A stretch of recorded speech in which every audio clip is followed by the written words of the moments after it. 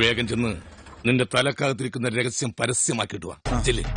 Actually കുറച്ച് പേര് ചോദിക്കുന്നുണ്ട്, എല്ലാവരെയും ഇവിടെ വിളിച്ചു കൂട്ടിയിരിക്കുന്നത് ഔപചാരികമായി ഒരു പ്രഖ്യാപനം നടത്താനാണ്.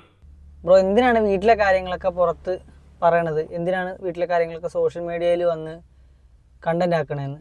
നാട്ടുകാരെ പറ്റിച്ച് നമുക്ക് 10 കാശുണ്ടാക്കാം. ആക്ച്വലി ഞാനിപ്പോൾ ഒരു 1.5 മാസമായിട്ട് വീടിന് പുറത്താണ്. ഞങ്ങളിപ്പോൾ 1.5 മാസമായിട്ട് വീടിന് പുറത്താണ്. മെഗാ സ്റ്റാറുകളൊക്കെ അങ്ങനെ ക്യാരക്ടർ പറഞ്ഞാൽ മതി, ബാക്കി കഥ അവരുടെ സൗകര്യത്തിന് അവരുണ്ടാക്കും. നമ്മുടെ ആകെ ഉള്ളൊരു ടൂൾ സോഷ്യൽ മീഡിയ ആണ്. അല്ലാതെ ആൾബലോ അവരുടെ പോലെ ആൾബലോ നാട്ടുകാരുടെ ബലോ പാർട്ടിക്കാരുടെ ബലോ ഒന്നുമില്ല.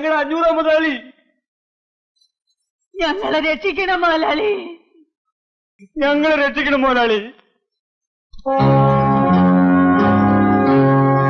നമ്മുടെ ആകെ ഉള്ളൊരു ടൂൾ സോഷ്യൽ മീഡിയ. ഒരു സാധനം മാത്രമേ എന്റെ കയ്യിലുള്ളൂ, അല്ലാതെ ആളും ബലവും ഒന്നും ഇല്ലാത്തതുകൊണ്ട്.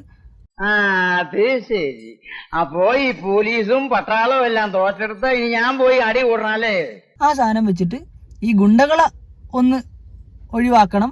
ആ ഗുണ്ടകളിൽ നിന്ന് എനിക്ക് എന്നെ ഇവളെയും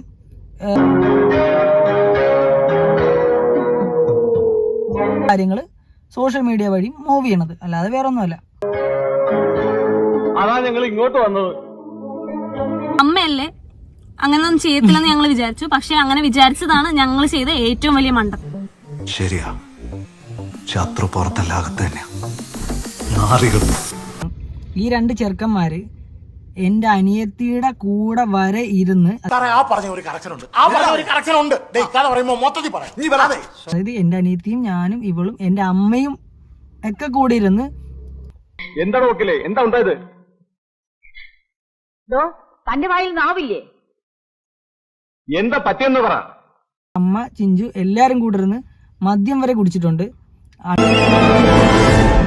എന്തോന്ന്? നീ അങ്ങനെയല്ലല്ലോ നേരത്തെ പറഞ്ഞത്. എടി പിന്നെ നമ്മുടെ കല്യാണത്തിന്റെ സ്പെഷ്യാലിറ്റീസ് എന്തൊക്കെയായിരുന്നു? 0 gold marriage and no alcohol marriage. ഞാൻ ഇന്നേ വരെ വഞ്ചിച്ചിട്ടില്ല. ഇന്നേ വരെ നിങ്ങളെ ഞാൻ പോറ്റിയിട്ടേ ഉള്ളൂ. അതിനുള്ളത് നിങ്ങൾ തരുന്നുണ്ട്, നല്ല അടിപൊളി നന്നായിട്ട് തരുന്നുണ്ട്.